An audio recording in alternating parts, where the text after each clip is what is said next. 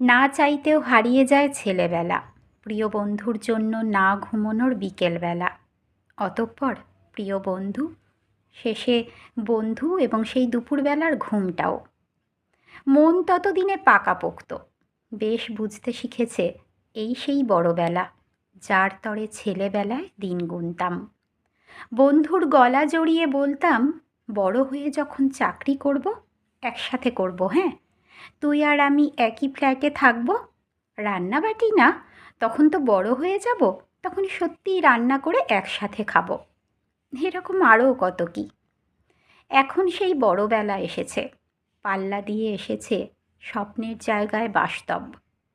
যা যা হারিয়েছে তার বদলে জুটেছে কেবল শিক্ষা। যেমন মানুষ হারায় একদিন না একদিন।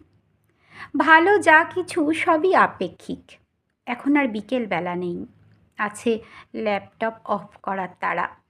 স্বপ্ন নেই, আছে কেবল সেভিংস। তারপরেও আমরা যারা গান গাই, ছবি আঁকি, প্রিয় জিনিস বলে যত্ন করি, প্রিয় বন্ধু বদলে গেলেও ওদের বাড়ি দেখলে তাকাই, ডাকলে ফিরে যাই, আমরা আদতে বড় হয়ে ওঠার তাড়ায় ভালো হতে চাই। কারণ বড় হওয়া ভালো, তবে বড় হয়েও ভালো থেকে যাওয়াটা আরও ভালো।